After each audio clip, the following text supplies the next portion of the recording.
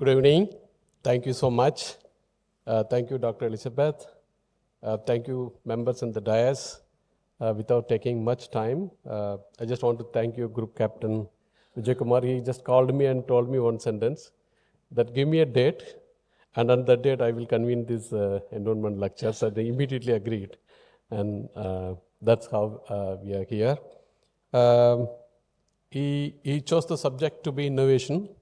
I'm not the right guy to stand and talk about innovation. Innovation happens with all of you every day, every second. And innovation is the need of the hour. I mean, whatever you need, you will innovate at the end of the day. So let me put some perspective to innovation. So innovation happens in every one of you. So let me give some pictures what you see. When my father plowing the field, I never realized that that is called as innovation. That's an invention, a pre-step to the innovation. So you have a bullock in the earth and you have wood, and you just make the combination of the wood and the steel and a bullock together, and you do it for your purpose, and that's called invention, people say. But everything else is there. If you use it for the business purpose to solve larger problems of society and yet to make a profitable to the organization, that they call it as innovation. For me, invention and innovation are one and the same. What my father did is the invention, and we just carry on with that. But what is interesting is these two follow the discovery. If you don't have discovery, innovation becomes very difficult. What you see here is three scientists very surprisingly looking at something, and I will tell you the story. After 10 years, Albert Einstein wrote the equation for gravity. So he said the gravity is not force. The way you fall down is caused by the curvature of the space-time, and it is not a force. It's just that you are following the curvature of the space-time. Nobody understood except 3 people, but that's not the subject today. But I'll tell you what is the subject there. In the equation, what Einstein wrote down after cracking from 1905 to 1915, the equation is not getting stabilized on either side. On one side, it is the energy density. On another side is the curvature of space-time. It's like a brilliant ball that you put it on a trampoline, the trampoline goes down. That's how you can imagine. The radius of curvature is trampoline. Trampoline's radius curvature is equivalent to the mass that you put it on top of it.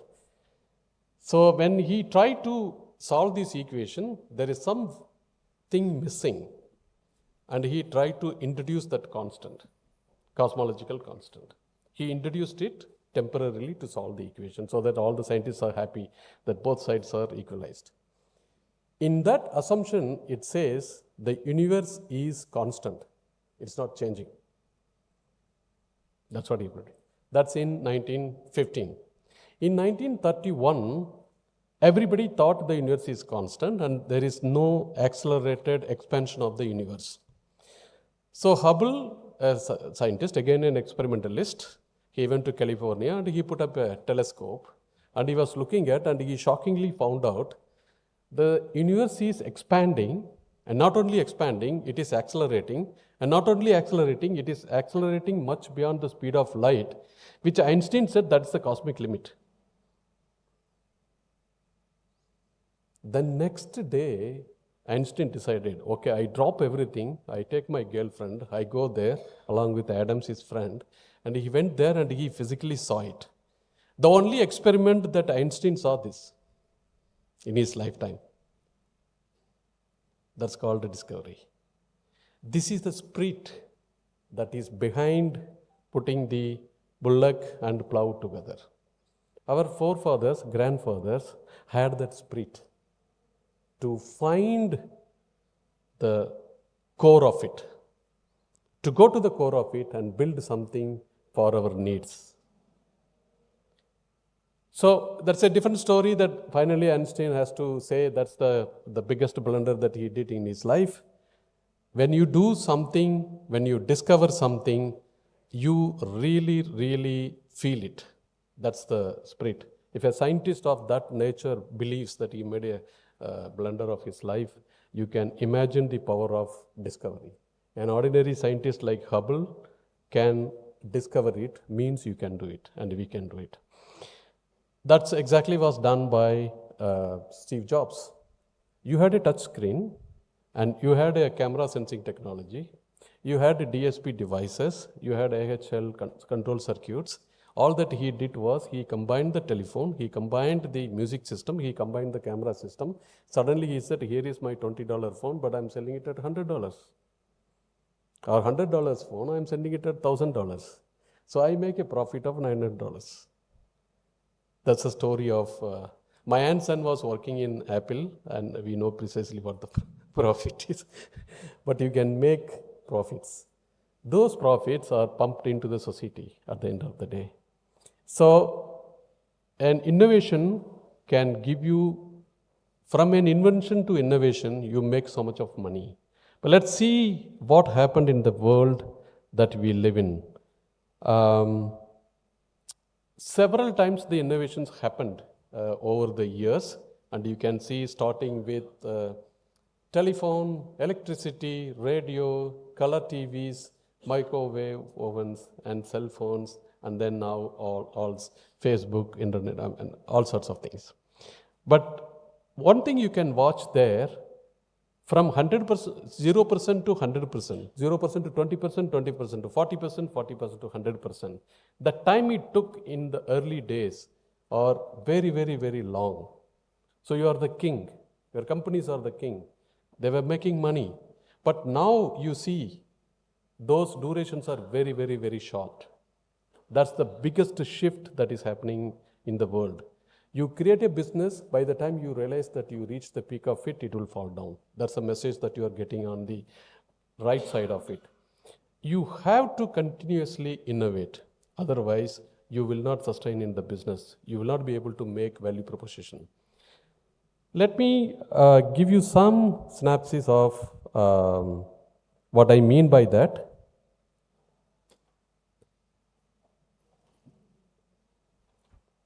Innovation have been an integral part of human civilization from time immemorial.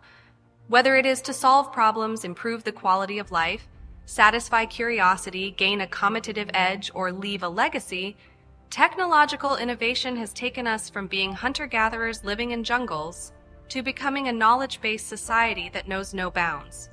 But the irony is that the spirit of technological innovations that drives us towards becoming an interplanetary civilization had also managed to wipe out millions of people in the form of the atomic bomb. Technology is indeed a double-edged sword. And when the intention is right, a small step for a man can indeed become a giant leap for mankind. Looking back over the last 1,000 years, the trigger of the technological revolution really started with the invention of the printing press. This was how the democratization of literacy began. Meanwhile, the life expectancy of the human race drastically improved through vaccination, and very soon anesthesia provided a great leap forward. The 1800s saw a wave of technological innovations that would change the world forever.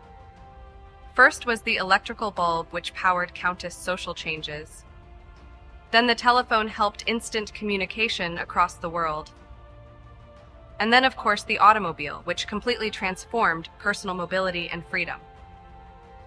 This was taken to a whole different level with the invention of the airplane, which made intercontinental travel of both people and goods quicker. Soon came the computer, transforming the humans into a knowledge-based society.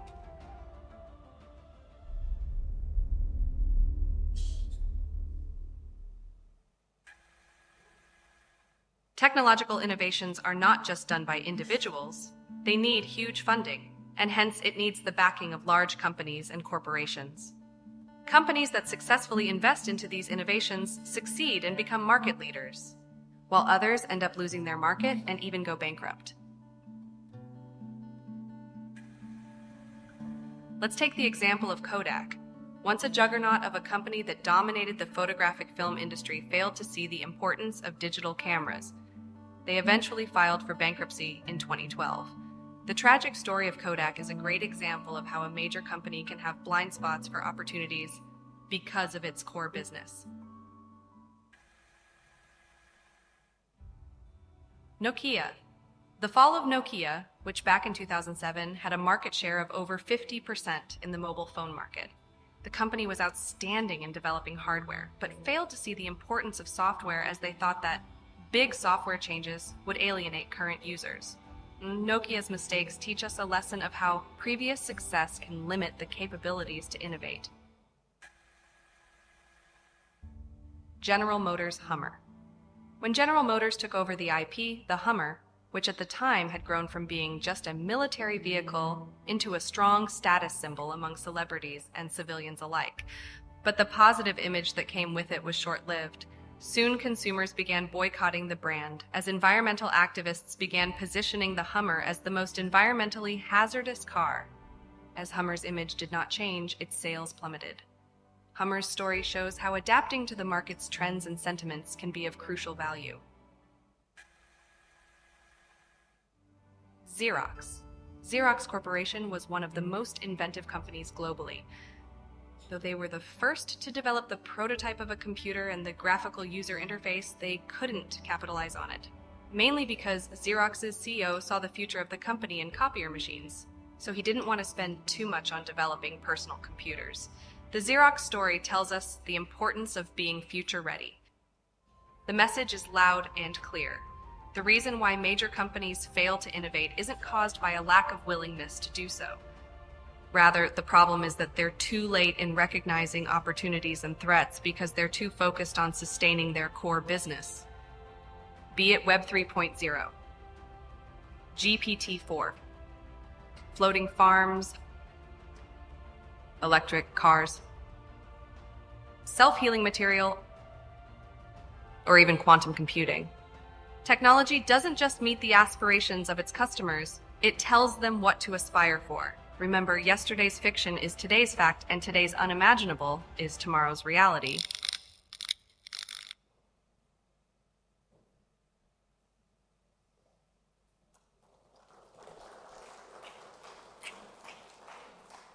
What you saw is what do you think about the CEOs of those companies? They're really, really intelligent people.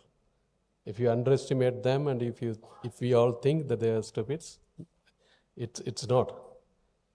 For them, they did not realize that they are going downwards. They never realized it. It's the most important thing is to know what the truth on which you are standing. That's the most important thing. And the most hardest thing is that you will always be standing on perceptions and unrealities. And for a businessman to know what is the reality and what is the perception, what is the unreality on which you are standing, and where you need to act is probably the most innovation thing, most invention. That's why I mentioned about the discovery, that you can write a very powerful equation, but it can be wrong till somebody discovers you and tells you. Its most important thing is to keep listening and talking to people and making connects. If these CEOs of Kodak, BlackBerry, Nokia, Xerox, Hummer, Blockbuster, IBM and Sony, if they have listened to the ground, if they have listened to the customers, I don't think the history would have been what you saw here. It's not about technology. It's not about your competency. It's not about your capital. It is about how the shift is happening with the customers. And are you following the shift with the customer? Or you have built these systems and procedures and competencies for a technology that has grown. If you continue to use the same systems and procedures and mindsets and competencies, you will produce exactly the same thing. But on the other end, the consumer end, a significant change has taken place. Unless you bring that change to reflect in your systems, process, competencies and cultures, you are not going to produce a different phone. In Nokia, they have told the chairman, look, you have a phone without buttons. It's a touch screen. And the head of department for buttons came and told me, hey, in BlackBerry, the buttons are the best things. And the department is existing. And the department is always telling, how can I do a better thing for the buttons? And he doesn't know the customers are not wanting buttons. Your organization, once upon a time, which produced the best BlackBerry, is the enemy number one for your growth. And the CEO should realize it. The option came for them to use the buttonless phone, the touchscreen technology in Nokia and BlackBerry. Both CEOs decided not to do it.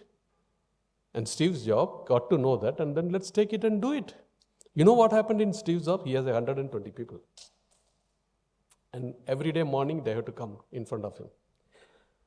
The chief designer had an option.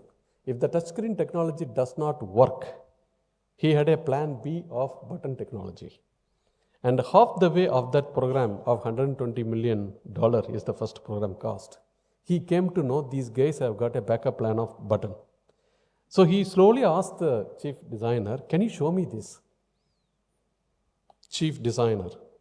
He took the phone, smashed on the floor, and broke that.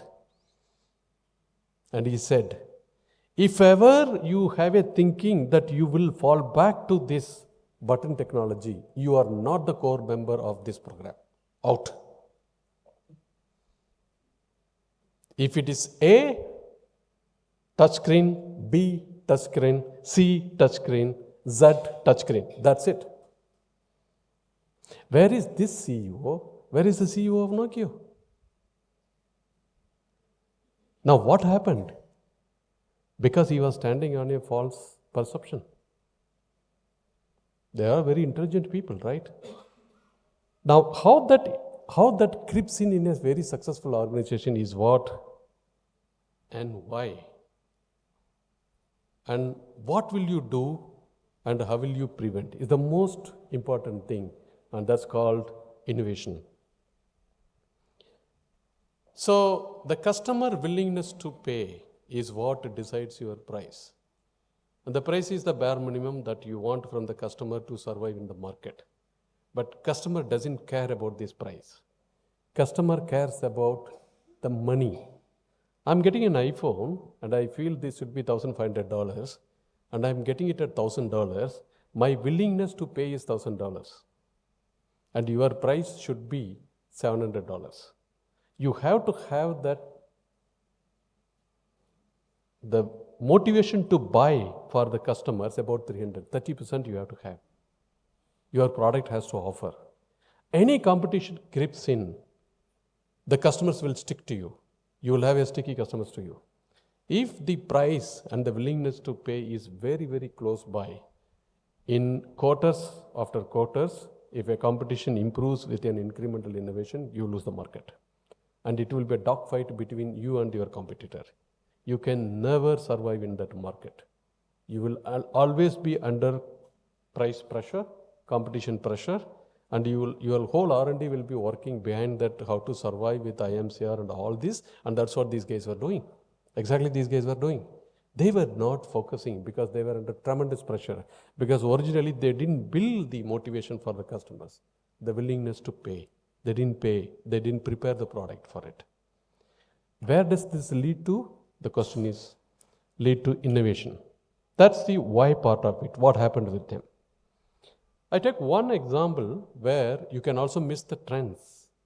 You know the Blockbuster company, the US, and you know this, the other company which started with some millions and then quickly ramped it up to 65 billion, Netflix. What is the difference? You see it. It's the same, touchscreen technology and button technology. He wanted everybody to come and then take the cassette from us. Is that okay? Why are you coming? If you have an internet technology, you just download it from your house. You just pay the premium subscription. Why this Blockbuster guy did not realize that the customers are moving? Why would he take your car, go to the shop and pay advance and take the cassette and then go home and then put the cassette and view it and then go and return it? And if you don't return it, that guy put a fine. CEO says that I will put a fine. I mean, on one side, you are asking the customer to come to the shop. On the other side, if you did not return back on time, I will put a fine on that. How can a CEO think like this? because he thought his business is very solid. People have fed him with such a data. What did customer do? 8.4 billion came to 8 million. That is the punishment you will get it. That's a punishment you will get it. Whom did they reward? The people who on mobile I can subscribe and get a Netflix. And then I got it, 65 billion. From 65 million, it is 65 billion. This is not competency. This is just to listen to customers. You get into an auto rickshaw, just ask the customer, what do you think about Mahindra? Sir, oh gaadi bahut rough hai. What does that tell you? That is not luxury car. That is not the car that you can charge premium. That is the car which you can sell it in rural. But there are 10 other customers to sell it in rural. It's a dog fight. It's a price pressure. You can never create a value proposition willingness to pay for the customer unless you have a differentiation. This is what one need to learn. One need to be very, very humble to learn. The CEOs, after getting graduation from many, many organizations of Wharton, Harvard, IMD, all these, sorry to say, they've lost the connection to the trends and voice to the voice of the customers. The day you lose the voice of the customer, you stop innovating of what customer pain points are. The customer has pain points, and he doesn't tell you what. I don't want to carry Walkman. I don't want to carry telephone. I don't want to carry iPad to view it. I want one single device. He is not going to tell in this, but you need to figure it out and connect it and take an insight out of it, and you take an action out of it. That is what is called as innovation. How did our forefathers put together a bullock cart, a wood, and a steel to plow the field? It's 5,000 years old technology. How did they put it? Because they were listening to their pain. I'm very, very sure they were plowing with the hands in olden days. And they might have damaged these fingers. After one season, they must have damaged these legs and fingers. You know, when you are in wet field for so long time, you know what happens to the fingers. They were thinking to find a solution, and they found the solution. The connection to the problem and the pain of the customer is the core of your innovation. As I said, you can lower down your price to keep the sales, but you will get into the doghouse. You can never recover yourself. From the lowest height, you can never recover the flight. You have to keep your willingness to pay curve up and up. The only way is to go to the fourth quadrant, top right. Your product has to have differentiation. Differentiation means it has to uniquely address the customer problems. Means you have to listen to the customer and really understand what the customer pain points are, give solutions. That's the innovation part of it. You can do innovation in multiple ways, but you can keep on doing sustained innovation. That means the innovation accelerates in the beginning, like iPhones, and afterwards it is the brand that is carrying the sales rather than the innovation. It's very incremental innovations. But you can come with a very disruptive innovations, like what happened with the Netflix, and beyond a point, again, it will stabilize. But whichever zone you are, you have to keep listening to the customers and keep watching what is happening in the marketplace. Many people ask me, how did Tesla do it? This time I went to US and I spent some time with the people who worked in Tesla. We have in our Detroit Technical Center about 10 people who worked in Tesla. I asked them, what happened? He was determined to do something. He is a software engineer and built a car. He is not an automobile engineer who built a software car. That's the difference. He has not seen manufacturing line. So he asked, why are you putting all these sheet metals, put an aluminum casting? And why are you driving all these controllers, remove all these controllers, put a software and put a display, everything is controlled by software. And he said, you have a headlamp, you have a tail lamp, you have a door, and I put a song, and on a birthday of that person, I send a song to him and activate the song. As soon as you open the car and click on the car, the song displays and the headlamp clicks on, the door opens and the tailgate opens and then window goes up and down. I mean, the 3-year-old kid on a birthday of her father, what would she be feeling? We brought the car to our test track, and I was playing the song on the Tesla, and the security came immediately. Sir, what is this car? I want to buy it for my son. This is called willingness to pay. If he starts thinking about that car to buy for his son, I can imagine that security will not be able to buy it. But you have already bought his mind. That's innovation. For next 10 years, 20 years, he will be telling to his son, you study and get educated and get a job and buy this car. That's how you build brand. And that's innovation. You can choose where you want to stop the innovation. You can go to 90% or 85%, but you can get that price difference. But there is a threshold that you have to reach. Your car need not be BMW, but as long as it is closer to BMW, you will get an advantage, you will get a name. And that's how you start when you start. And BMW car, if you drive, and if you drive the Tesla car, you will say BMW is the super car. But why is BMW not selling and Tesla is selling in electric avatar? That's because of the gimmicks that it has, the software. He knows the gap, the blushness, the look of interior is not so important. But this software update, not calling the Tesla owners to the workshop, but all the softwares can be updated directly when the car is at the home, is a big thing. Like exactly what happened with the Netflix and Blockbuster.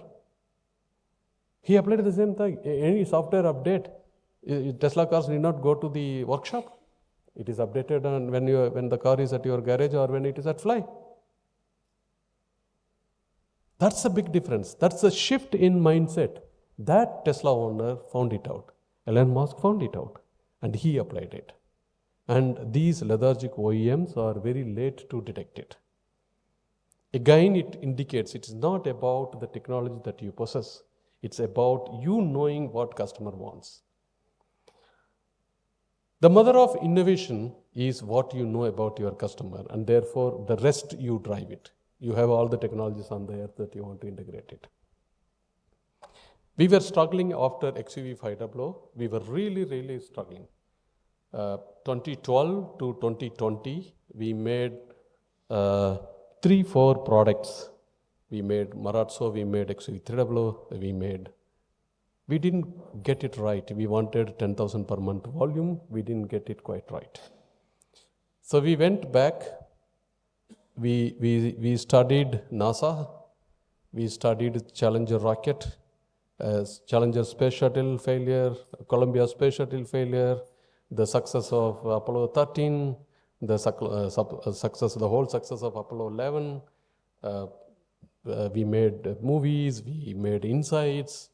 Finally, one thing came out. The gentleman who is sitting here, Jose, if you can stand up and show his face. He was my head of HR. So when we were discussing what you learn, NASA is a brilliant organization. It signifies the hallmark of innovations, right? But they do have failures. So actually we thought it is not the technology perfection that led to the failure of these Columbia and Challenger. But at the end of the investigations, and you will see it is the culture of that organization. Change of culture. If you followed the Air France flight which took off from Sao Paulo to France, Charlie de Airport, you will find it that the plane was being flown by an inexperienced pilot until it lost its control and started losing its stability, and it was being flown by an inexperienced pilot. The main pilot, the captain was sleeping. And it's the same thing, Boeing 77 MAX 8. If you read the story behind what happened in detail, you will come to know the culture. We did correction on the culture of listening to customers, the culture of silos being removed. Every department is existing for customer, not to create the buttons in phones. The head of the department of the buttons of the phones, if he realizes that the buttons are not needed, he should be the first person to tell, I dissolve my department and give it to touch phone department. Convert your department from buttons to touch phone, touch screen. That's the culture change in mind. Once the department head decides that he has to do it, he will do it. This is the first. We were thinking that we were selling about 280 per month in 2020. We launched in 2020 August, and we made, for business case and it was 1,500. And my boss was asking me, well, do you think this car will sell it to 1,500? And the boss of Joe's came and he said, Velu, this must be 5,000 per month. What do you say here? I mean, we made all the toolings for 1,500. We launched it and opened the booking. You will not believe it was 6,000 per month requirement and we had 1,500. It's unbelievable. The only thing is, this car had refinement. This car had the performance. You saw the hygiene requirement, right, in the curve. In all the areas, the drivability, the NVH, the ride, the handling, the music system, the fuel economy, the performance, the traction, the high-speed handling, everywhere, you just go beyond the hygiene. Don't try to perfect 2 things and miss out 3 things. Customers do not accept it. Customer pay for it for everything to be above hygiene. And that is what we did. We listened to the customers, and that's what exactly we did. It was unbelievable. It was a corona period, and it took us a year to ramp it up and to reach.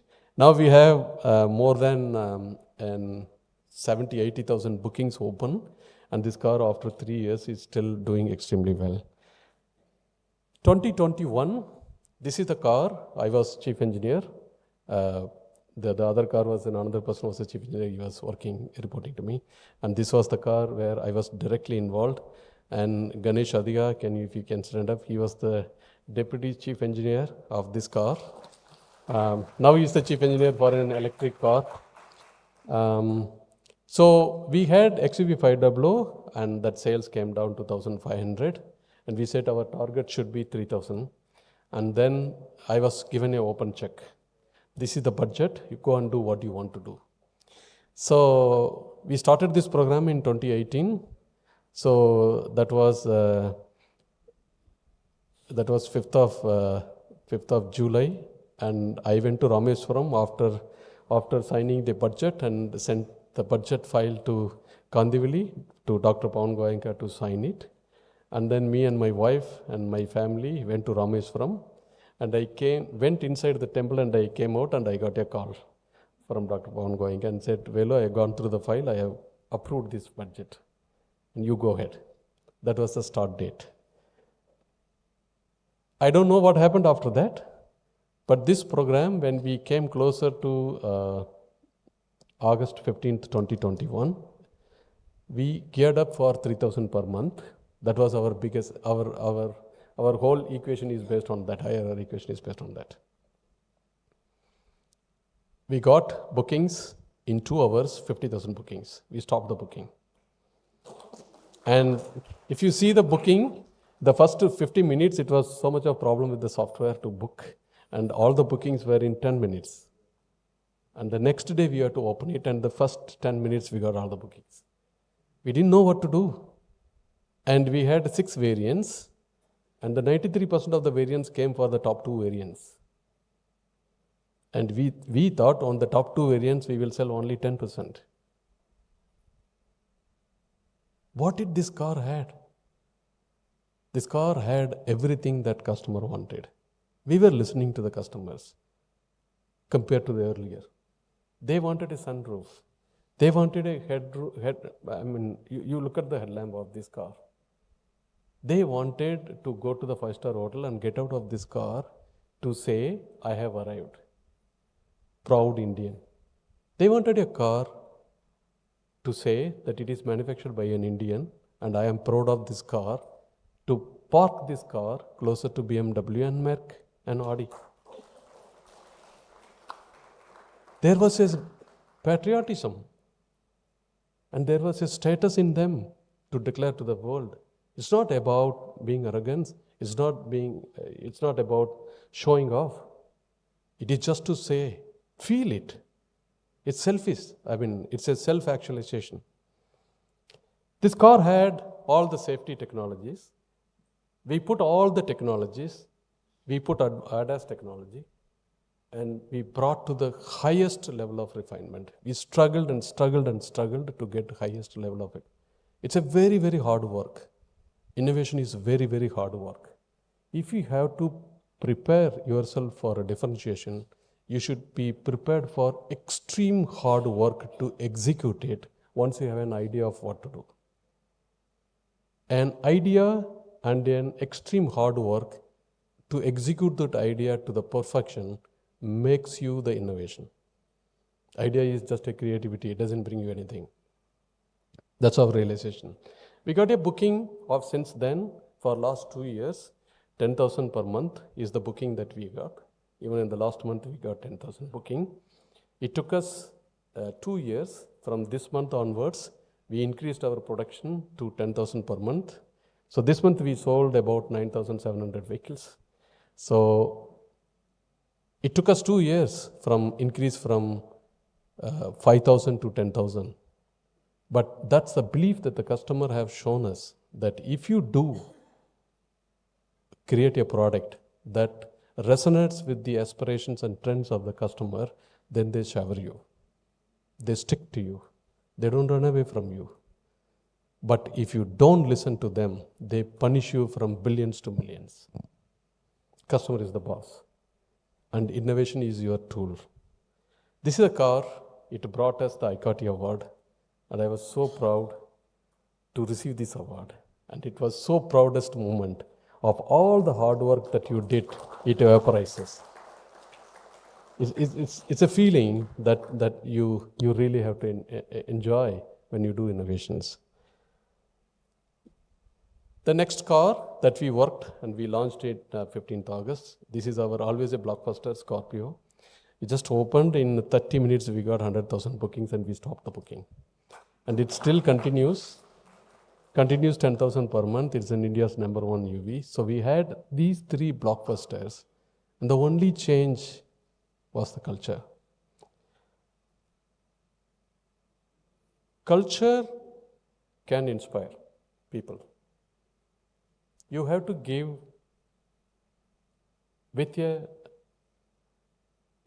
complete freedom with a framework. You can tell him, go to Chennai, and whatever Chennai city is called, you can roam around. But don't tell him that you have to go only to Koturpuram and only to MMA. That's not freedom. You have to give him the freedom. And when he is not finding MMA and he is going to somewhere else, like group captain was always on the call to guide somebody, you have to support him. And you have to challenge him. Don't give ordinary meal. You give extraordinary challenge that will entice him. Otherwise, the Facebook, X, games, cricket will consume you. The most interesting things will consume the human mind. So therefore, you have to give the extraordinary challenges to the human mind so they stay with you and then you support them. That's the most inspiring thing. Rest everything in the leadership style will not match to the differentiation that you want to create and to the innovation. What is inspiration? I was really looking for a job when I finished BTech. If somebody gives me a job, I am satisfied. That's the biggest thing in my life. And I'm always worried when I was in young, 27 years ago. The one thing is I don't want to dissatisfy my boss and lose my job. Because I don't know where to go. I don't have options. And even if I have options, I don't know how to get that option in my hand. So you are always under pressure. As long as I have a job, I am satisfied and do whatever the boss says and keep him happy. Then came the engagement. The engagement is nothing but, okay, what do I have? What do you have for me in the job? That's the kind of engagement. Okay, you give me $30 per hour and I give you 9 hours. After that, my mobile is switched off, don't call me. That's engagement. If this IT company is not there, I have another IT company. Do you think in this format you will have any kind of innovation and any willingness to listen to the customers? No. The other thing is to connect to the people and find out their strengths and find out their purpose in their life. Every one of you have a life and every one of you have a purpose. And if somehow I am able to connect to the purpose and inspire you and give that challenge and support you, you will make the innovation.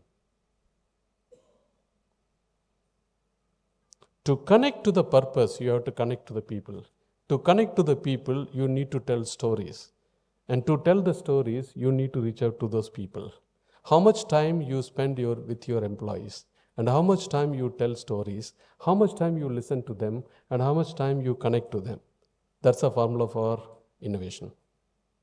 It's very different, but that's the reality. This I didn't tell, this is what told by Harvard professors 2 weeks ago to me. So I was very happy to share this with their permission. What is the key thing about this inspiration? You pay X salary, you get from the dissatisfied people 71% of the output. Satisfied people, engaged people, you get 100 and 144. But an inspired people give you 225. Please connect back that if you have to make innovation, it's an extremely hard step. It's extremely hard step. Unless people are inspired, unless people work 225%, you cannot make.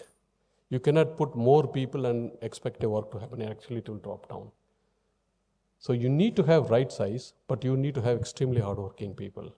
And that's the formula for innovation in our understanding.